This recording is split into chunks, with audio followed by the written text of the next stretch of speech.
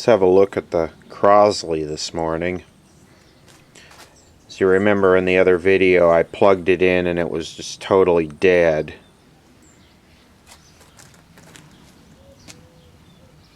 So I went through and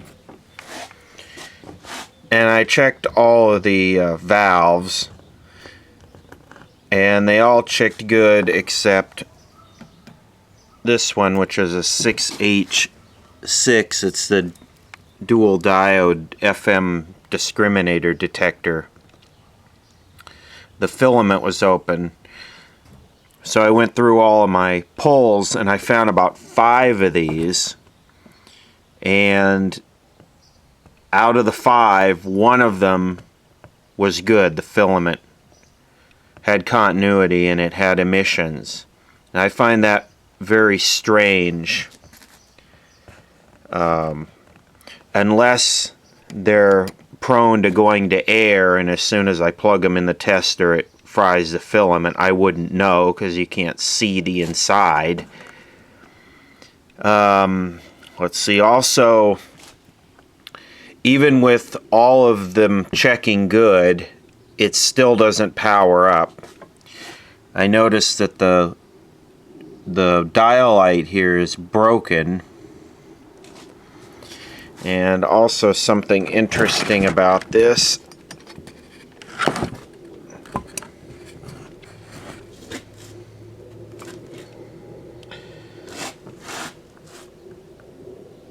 it looks to me like it's been rewired.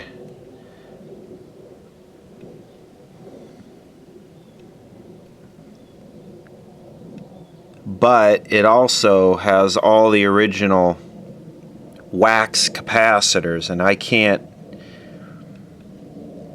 really understand that.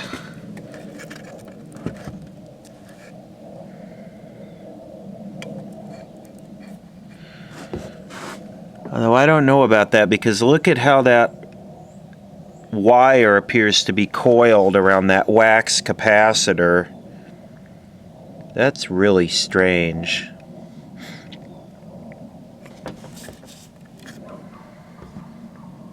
And then the wax melted over the top of it.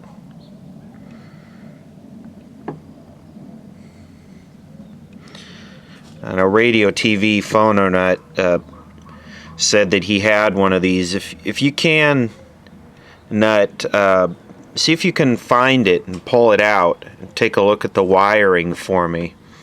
I would think, well, that wire there, that cloth wire, that goes to the output transformer, but I can't believe they could get away with using one color of wire and have it pass any kind of EIA standard or code or anything.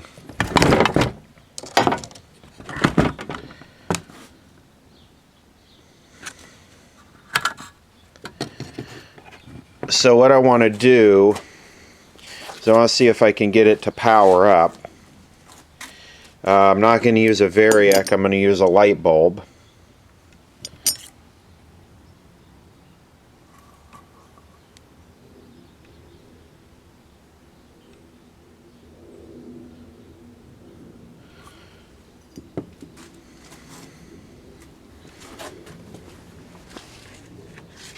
Here's the schematic. Comes in and we've got 2 resistors, one that's in series that got that light bulb in series with it, which is blown up, and then we got a, looks like an 80 ohm. It doesn't make sense to me that one of those resistors could be open and the filament on the 6H6, unless the 6H6 went to air and the tube tester cooked it and one of these resistors failed. So the first thing I'm going to do is I'm going to put my big light bulb there just in parallel with that light bulb, and we'll see what happens. Okay, well, when I was testing it, for connecting the test leads. This wire here popped off and shorted to that right there and had a little bit of smoke, so I decided to take this can off of here that the resistors are contained in. What a hokey joke this is. It's got these little plastic standoffs, and it looks like one of these has been replaced already. 75 ohm. Can't read that one. 10 ohm.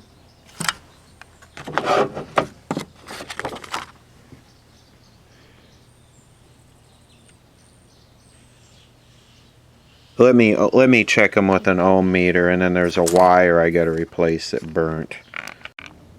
Both of those resistors are check good. One checks 80 ohms and one checks 30.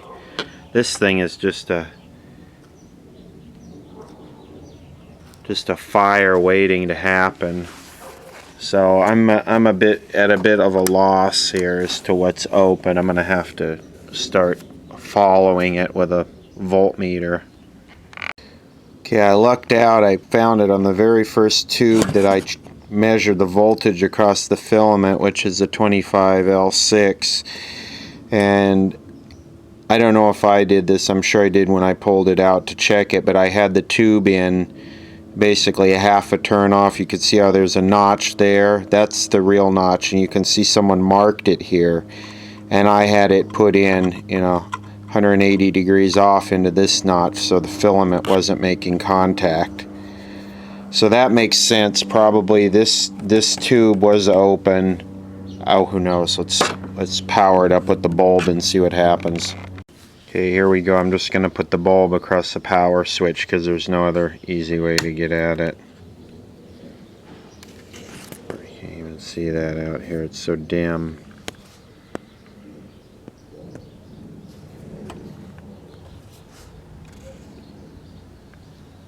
It's interesting, it's got a disc cap right there. Oh, I hear something.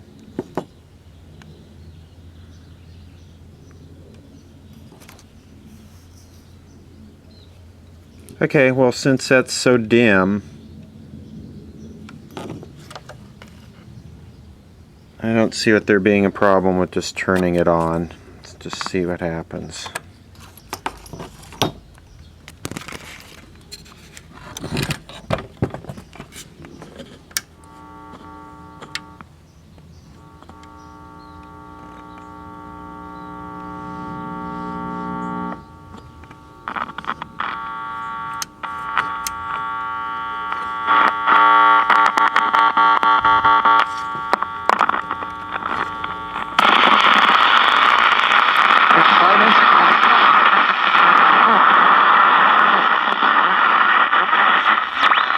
Guantes para boxear, porque aquí es un combate de cuerpo a cuerpo y de espíritu a espíritu contra estas potestades.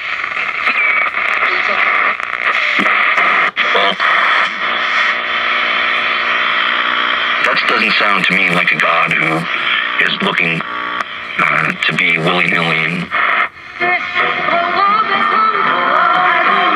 Hey, look at main body. They're open weak. And put in 8.2 legalizing same-sex marriage, and it would probably.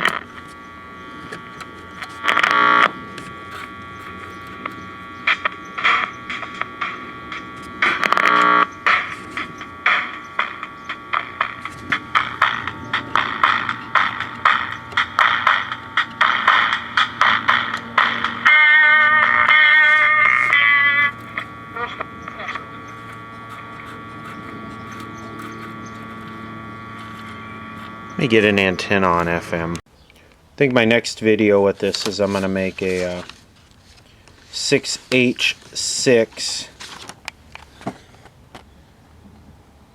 to 6AL5 adapter, and I'm going to make that a separate video. So the radio's working very well. Of course, I made the adapter to go from the 6H6 to the 6AL5. And I went through and did kind of a shotgun alignment just without the sweep generator, just by ear, which is a big no-no, but I did it anyway. I don't have the SAMs on it. I'll probably have it tomorrow. And I'll probably sweep align it just for the fun of it. But I just kind of peaked it, which, like I said, is a big no-no, but it actually is working fairly well. The volume control is bad. That's the volume. That's the volume all the way down right there.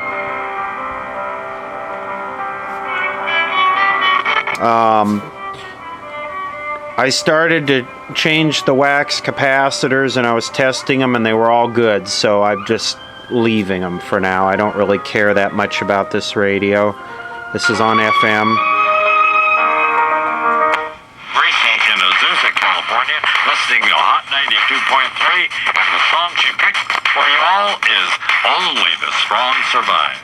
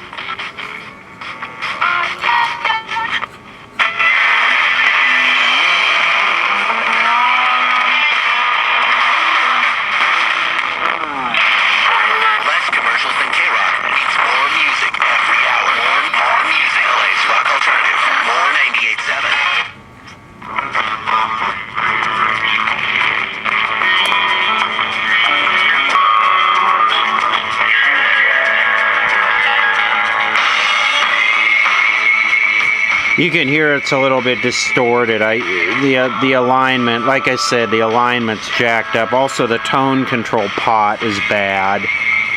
This thing is just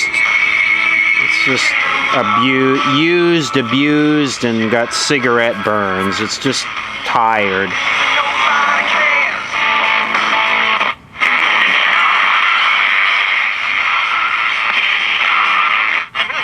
Cried out in a loud voice, Carol.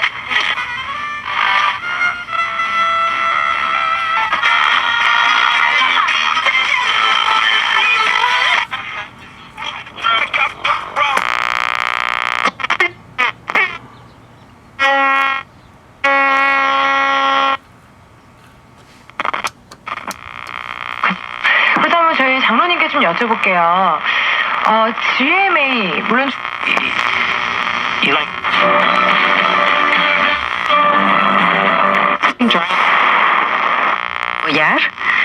Vienen a nuestras oficinas, toman el entrenamiento donde aprenden mucha información sobre. and last but not least, And it's a little bit rainy out, but it's a nice. Also, I put a fuse on it, 500 milliamp fuse right there, so that in case something does short here, it won't burn the house down. I'm gonna leave it on in one of the houses here for about a week and see how it does, just as an experiment.